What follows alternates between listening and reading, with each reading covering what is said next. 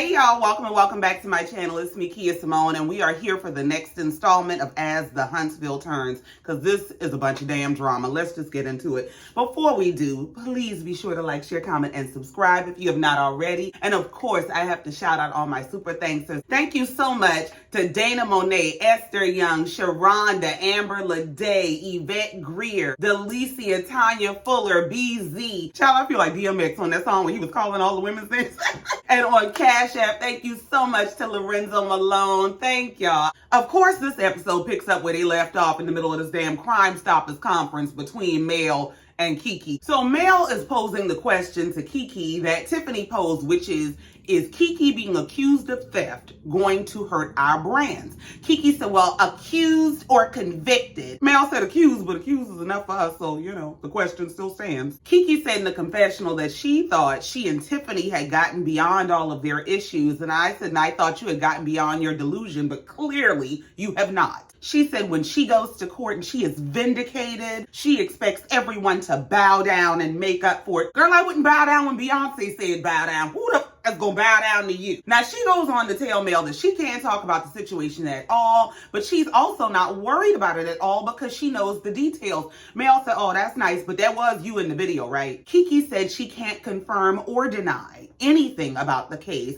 including whether that was her in the video. I said, well, ain't this a damn change of heart? Because I could be wrong. But didn't she come down here to this internet on some shaggy campaign about it wasn't me? Keke said she don't even understand why this accusation is believable to people. I know your ex is lying. She said now she gets why people are concerned about a relapse, but she's not relapsed at all. Well, Mel assures Keke that she has her full support, and that was Keke's cue to drag Tisha. She said, well, Mel, I really appreciate that because you were the very first person to call me about the matter. Mel said, I was? She said, yeah, and Tisha was the last. Girl, you lucky Tisha called at all. Mel even goes on to explain her, well, listen, y'all are just getting over a falling out. So to expect her to be this concerned cousin is unrealistic. Keke said, you know what? That's what they mean when they say don't expect you out of other people. Because see, if she had a problem and she called me, I'd go running. No, here you go lying. And furthermore, if you were to get you out of people, you would be getting cursed out in the middle of the street, in the middle of your pregnancy, after a heifer done come robbed your medicine cabinets blind and then turn around and consort with your enemies. That's what you would get. I don't think you want you out of people. Mel said, well, speaking of calling her during trying times, did you reach out to her when she was going through the whole thing with her mama and Marsau and being accused of being in a hotel with a woman? Did you reach out to her during that? Keke said no, because I don't feel comfortable reaching out to her, talking to her, telling her, asking her anything about Marsau at all. So Mel is continuing to try to be this voice of reason, which I find to be a complete joke, being that she's the person who facilitated this bullshit. She's telling Keke to basically give it time and effort to restore the relationship between she and Tisha and let it just kind of naturally grow back together. And she said in the confessional that it's basically all in a day's work to be brokering peace between Keke and Tisha, even though Tisha is the one who said she has a dark soul. She doesn't think anything of it. This is just what she does. Yeah, you clean up messes that you made for applause. So Mel kind of changes the subject. At least she gets it off of Tisha. And she brings up Tiffany's sippancy and tells Keke, well, you're invited. I talked to Tiffany. Now, how you come to tell the lady she invited to the sippancy after you just told her the lady said, I don't think you good for our brands? Keke don't give a damn. She just happy to be invited. Oh, I will be there. I can't wait. We know. So we move on to Tisha and Marsau's house, which is a construction zone. They are at ground zero, and they have absolutely gutted the entire living and common areas of the house. So that does explain them moving out. Now, here's the concern that raises for me. To see that they are actually making progress on this whole construction project on this house, it makes me wonder what's going on with the mansion on the mountain. What this tells me is you are capable. And you do know how to move on a timeline, and you do know how to get some shit done. So why ain't nothing happening up there? Is it a permit issue? Do you not need permits to do this, but you ain't got the licenses to pull permits for what you need? Like, what's going on? So Tisha looks around at the house. She tells him it looks really good. It's coming along well. She's very pleased with the progress. And then she changes the subject. She asked him, how did court go? He said, well, I didn't go to court. I had a deposition, but it went well. And he's referring to some case where I don't know if they're suing somebody and they're being countersued, but one way or another, somebody trying to get some millions of dollars out of them.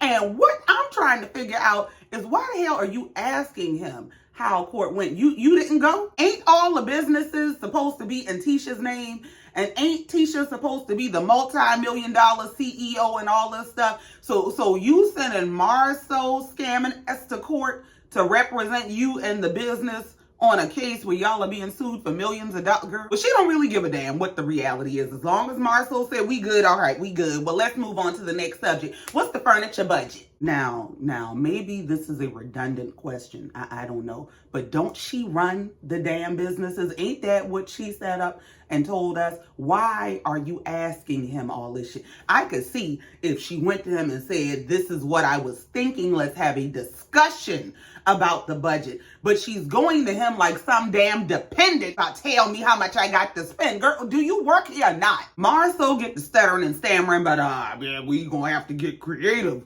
with the furniture budget. In other words, I thought we was gonna put the same old furniture back in this motherfucker. We already spending more money than we got. What you want? So Tisha's standing over there twirling her damn hair and, well, we can take it from your car budget.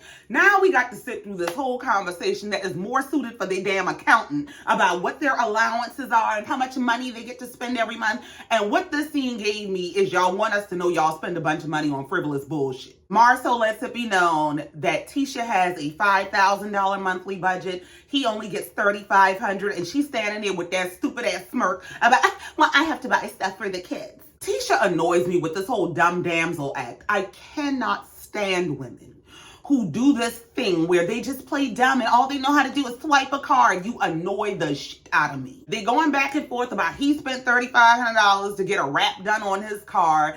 He's telling her, you don't have nothing to say to me about what I spend because your purse costs more than I spent on the wrap on that car. If consumerism were a couple, it would be these motherfuckers. So now at this point, Marsau is defensive because Tisha is questioning him about what do you do with your money every month? Pay somebody else's bills? And he's offended. Like, why are you questioning me when you have a budget that's bigger than mine and you contribute nothing to the house? Like, you don't have to pay no bills. You're not funding this whole renovation. So why are you worried about what I do with my money every month? Well, Tisha ends up confessing that the reason she's picking this entire argument and making it seem like he spends more money than her is because she wants a new truck. In the middle of a lawsuit and construction and the halt on the hill, she wants a new truck. I just grow up. Tisha is the type of person who is defined and validated by labels and images and how much she can spend. Marsau told her, I don't give a damn. Buy whatever you want if it'll get you the hell out my face. And then Tisha had the nerve to write some damn soliloquy on the internet about everyone wants a husband who would spoil them. Girl, he ain't spoiling you. He keeping your ass in the dark. You don't even know what y'all have. For you to have to go ask him, what is the furniture budget? For you to have to go ask him, can I buy a truck? You don't know where he at half the time, but he'll let me spend up all the money so he spoils me. No, your standards are in hell. And as long as you can go buy some shoes, a bag, and a wig, you don't mind letting them stay there. Tisha's the type that'll wake up the grown kids, no retirement, and Marsau is halfway out the door to another woman, while she coming to realize they don't own half the shit she owned because all she knew how to do was shop. So then we move on and we see Stormy going to meet with Tiffany and Tiffany's event planner. She is planning a sip-and-see to introduce her baby to all of her friends and family, and they're going to do a walkthrough of this location. Now, her theme was corny to me. I'm sorry, it just was. She told Stormy some bullshit about when you have a baby, your whole life gets turned upside down. So she wanted to do all these upside down themes that she thought was so cute. Like they were doing breakfast at Tiffany's, but it's going to be breakfast for dinner. And it's not for Tiffany, it's for Ace and Company. Girl, take this damn word game and get out of our face. Now, as she's walking through this location, she's letting us know that she just loves this place. She thinks the decor is just perfect, even the way it is. It doesn't even require a whole lot of decorations and work from the planner. So in other words, you done picked this lady's skimpiest package. You ain't paid for no bunch of decorations and you setting us up for the end of the show, but go ahead. So they sit down to discuss Tiffany's guest list. She lets it be known that the last time that Tisha and Stormy saw each other was at the restaurant when they were going at it, and Tisha happens to be the only person who has not RSVP'd yet. My thing is, I don't understand why y'all be worried about people coming to y'all events that y'all know y'all don't like.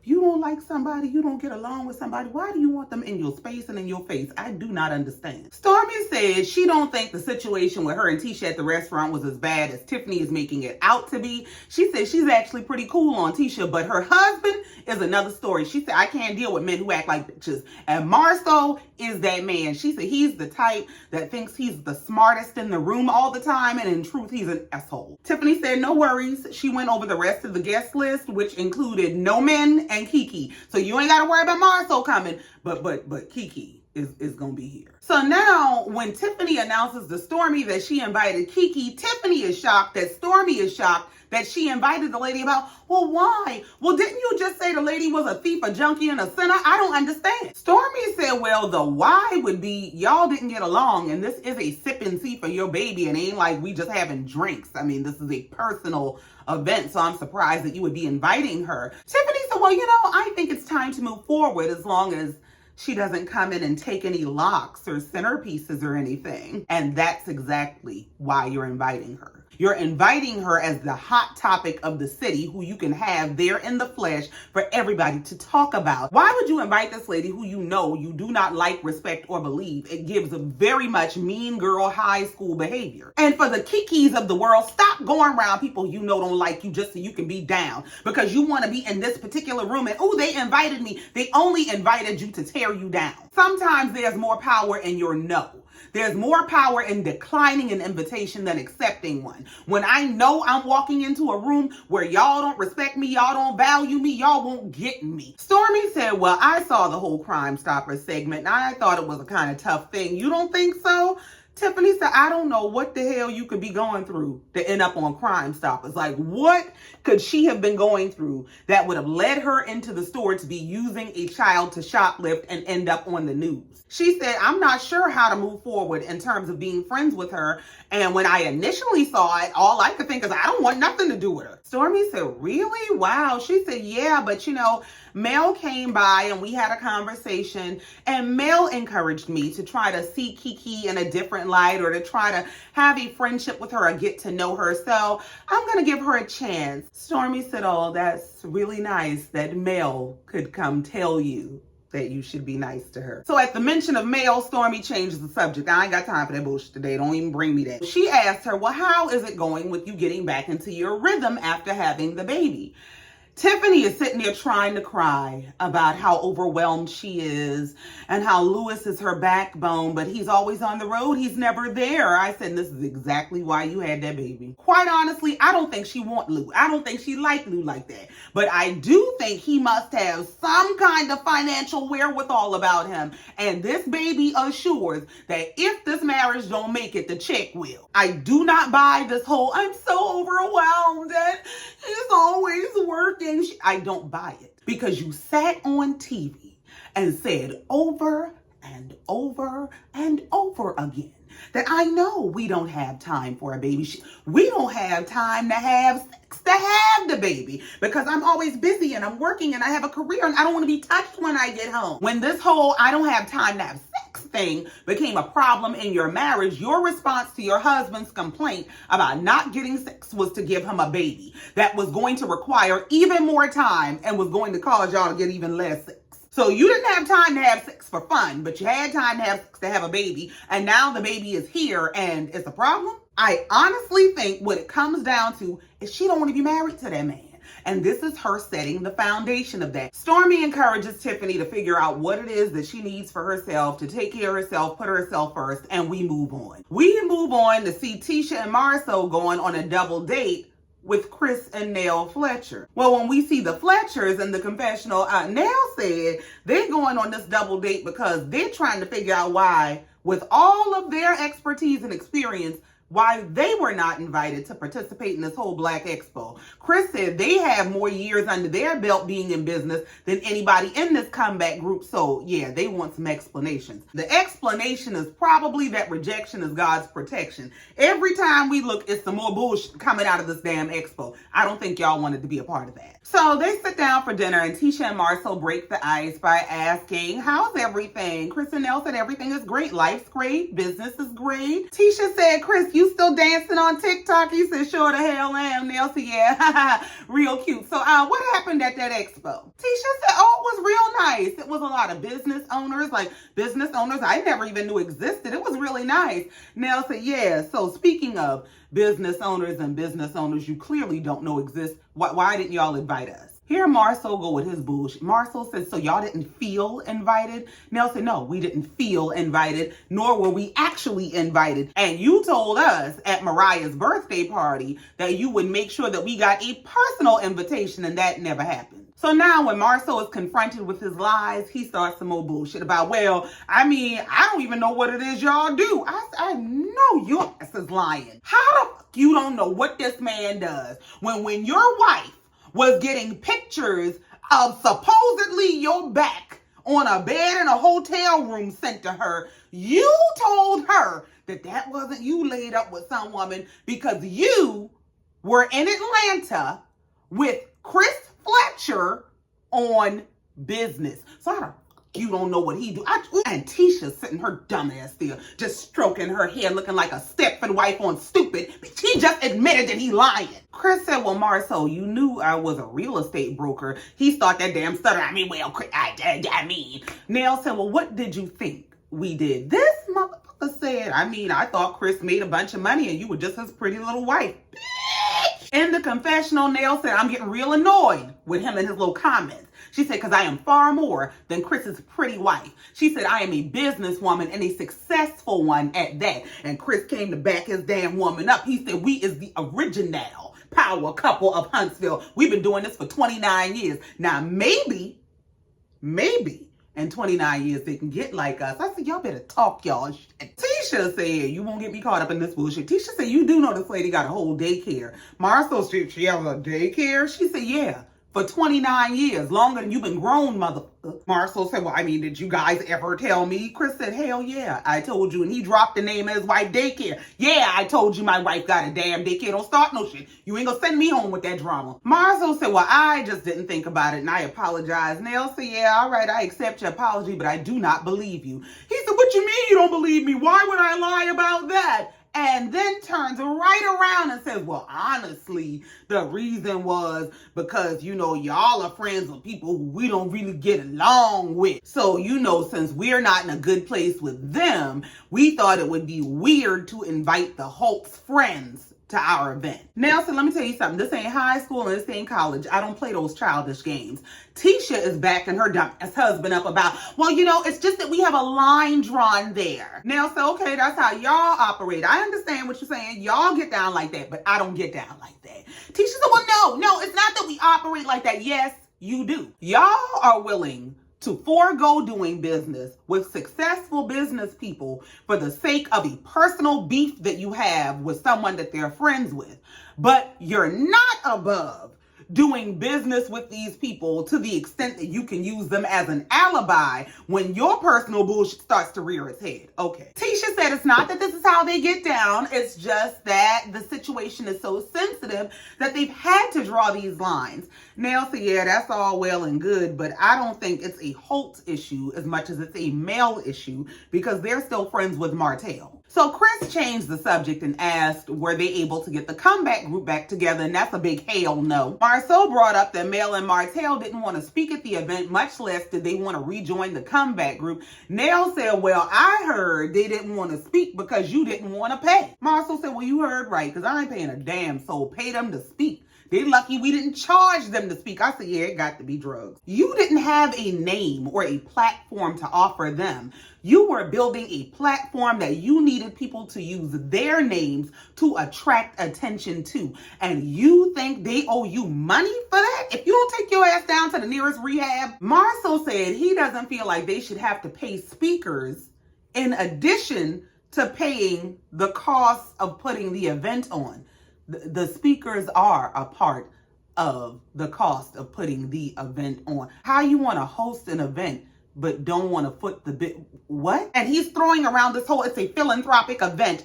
as a reason to take advantage of people. I give Marsau a good 10 years and I bet you he'll be opening up a church. He got stealing the church's money written all over him. Marsau goes on to say how he and Tisha have been in business for a long time and they can speak from a place of experience and relevant expertise. But other people have not been in business as long. He said as far as he's concerned, for the others who have new businesses, they are just like the people that they're trying to reach and the people that they're trying to help. And he goes on to say, and for the people who do want to be paid to speak, they need to prove to him why they should be paid to speak, because I'm not paying you to come talk about your t-shirt business. And he starts listing how everybody in the group is qualified to speak on business except the host. Maurice has been in business for a long time. Stormy has been in business for a long time. Tisha and I have been in business for a long time. Chris says, so you just not gonna say the Holtz, huh? Chris said, you ain't just gonna sit here and shade them people like that. Holtz Enterprise was a business.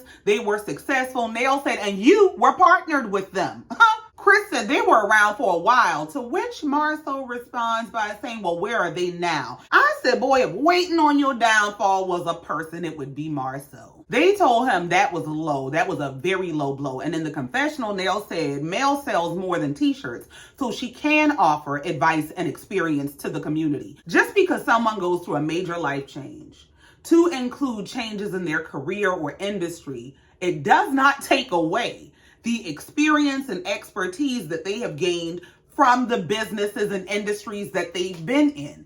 If this person, if this couple has been successful in this construction and real estate field for years on end, and what brought them down was the dissolution of their marriage, that doesn't make them less of business people. What it does is it gives you an opportunity to rear your head and show that you've been waiting on this downfall to happen. I think both Mel and Martell got their shit with them, but I do not get the vibe that as a unit, they were bad business people. Now, Martell don't know what he doing by himself. And Mel might need Martell's muscle to actually physically do certain things because it seems like she has the licenses and expertise. But it doesn't seem to me that as a unit, they were doing bad business. I'm pretty sure that if they were bad at what they were doing, we would have heard about it by now. So Marsau wraps the conversation up by saying to Chris and Nell that I really appreciate, y'all bringing this to my attention rather than sweeping it under the rug and having an issue with us, because I never had any intention to offend y'all. And he also feels like they would be a great couple for he and Tisha to learn from. Tisha said, yeah, babe, this is what 29 years looks like, and cried out from her wounded soul and said, so have y'all ever dealt with cheating in your marriage? I said, what in the trauma outburst is going on here? Tisha, what is your damn problem? Why do you like to go to public settings and ask the most invasive questions? If the question you have, if the answer you're looking for is this normal? No, it's not. It's not normal. But leave people alone with this bullshit. People can't get through a meal good without you. So have you ever been cheated on? Well, the Fletchers are unfazed. They say, yeah, we have absolutely dealt with infidelity. What's next? Tisha said, well, how'd you find out? Who found out? What happened? If you don't go get you a damn therapist and a backbone, what the hell is wrong with you? Marsau said, hell no. Stop this bullshit. He tried to reel her back in. Tisha said, well, when you've been married for so long, people are going to ask questions. Marsau said, well, I don't want nobody asking me shit. I don't want to talk about my bullshit. We know that's how it goes when you got secrets. Nell said in the confessional that at first it felt like a jab from Tisha, but then when she really thought about it, it seemed more like a cry for help. Well, it was definitely a cry for help, but she cried to the wrong people. Go cry to a marriage counselor, a divorce lawyer, somebody who can actually help you. So they wrapped the dinner up with Tisha apologizing over and over because I didn't mean for it to be an inappropriate question. Nell said, baby, I ain't offended. I'm far more secure in my marriage. I know what's going on over here, so I ain't offended. I'm happy to tell you any damn thing you want to know. Marsau said, well, ask her about sex then, since you got so many damn questions. Ask her about some sex. I wish y'all would go back up the mountain with this bullshit. Oh my God. So then we move on and we get to Tiffany's baby reveal. She arrives followed by Stormy, and they both come in with questions and shade for the event planner because they were running behind. They're trying to figure out why ain't none of the decorations up. All the balloons are still in garbage bags. The lady said, look here.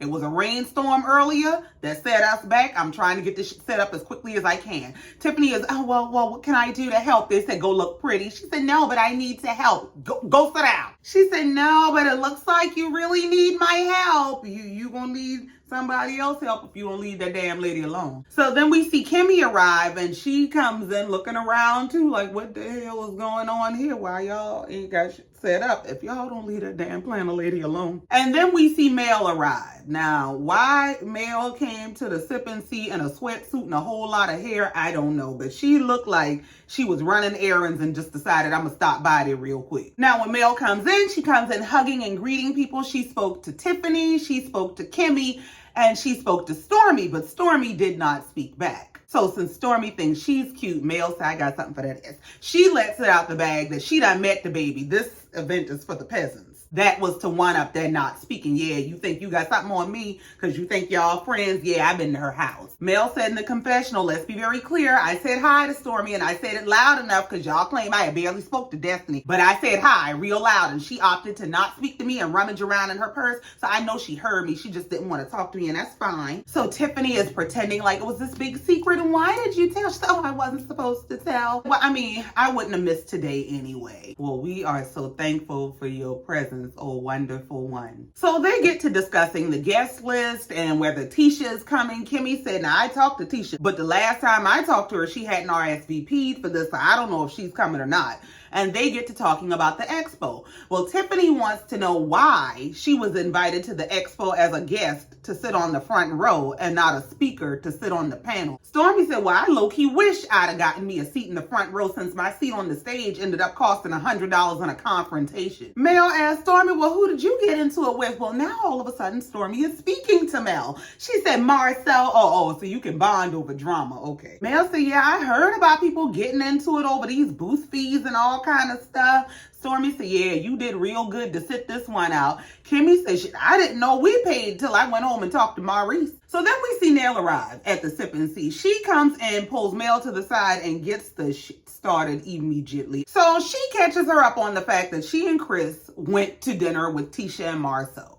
She said, and they're basically building a relationship with them, but they're uncomfortable building a relationship with us because of our affiliation with you. Now, personally, I don't think that's news that needed to be delivered, but I mean, this is as Huntsville turns. So Nell starts by letting Mel know that she explained to Tisha that this is not college or high school and that whatever friendship I have with you shouldn't have anything to do with her. Mel said, and beyond that, I find it to be bullshit, because they were never concerned about the fact that you were friends with me when you were patronizing their business. They never put you out of their damn business and said, we can't take your green money because you friends with that heifer. Nell said she agrees that it's some bullshit. She said now she thinks that she and her husband are moving into a good place with the Scotts, but she about to spill this tea on what Marsau says, so she don't know how long that good place is gonna last. Now, Nell showed up in her messy boots because she spilled all the damn beans. Nell said, now, I'm going to tell you what he said about you not speaking. Mel said, me not speaking? Why was he talking about me?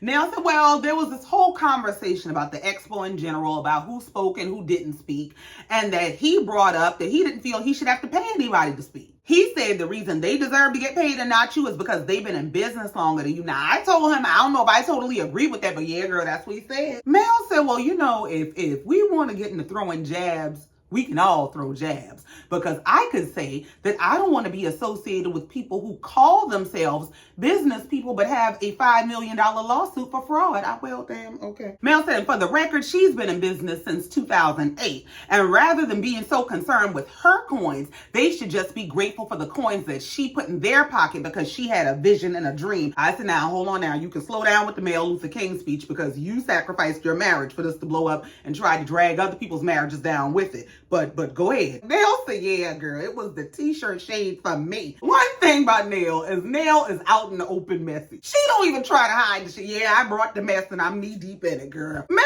said, yeah, for them to be throwing t-shirt shade the last time I checked, Black was selling t-shirts and sweatshirts just like me. Mel said, I put several checks in your pocket, so for you to not want to pay, that's your business. But don't turn around and try to low-key attack me. And the episode comes to an end with Mel telling Nell that she doesn't understand what it is about these men, these black men, who like to come for black women who they see being successful. I said, now, wait a minute now. Hold on. Wait a minute. How do we arrive at a battle of the sexes and we gonna drag the entire culture behind one man's bullshit? That's what we not gonna do. Black men, women, people are not monolithic. They ain't no one type of black. And the truth is, Maurice, Marsau, and Martell are all the same guy in different bodies. What y'all have is a pocket of trifling ass men. They do not represent all black men. Birds of a feather flock together. This is not a black men versus black women, or black men ain't shit, the black culture needs help. This ain't that. This is a Marsau ain't shit. Marsau is trifling. Marsau got scammer tendencies. Marsau is the fucked up individual. So we not gonna drag all black men in the name of Marsau. Whoop his ass. Now, it looks like next week, Tisha is going to be showing up to Tiffany's Sip and See, but when they offer her some feedback on her expo, she's going to dip and flee. It looks like we're going to meet Keke's husband and get deeper into all her dysfunction. Mel and Nell are going to be getting together at Nell's daycare to talk about Tisha and Marsau and all their childish bullshit. Kimmy is going to be letting Maurice know that he got scammed right along with the rest of the vendors by his brother. And then Mel is going to be going to lunch with Marsau to argue, and I just would like to know why. But that's it, that's all, and I ain't got no more. Thank you so much for coming down here, listening to me, and letting me get this off my chest. Please be sure to like, share, comment, and subscribe if you have not already. And in the meantime, until next time, just like every time, I love you and I mean it. Bye.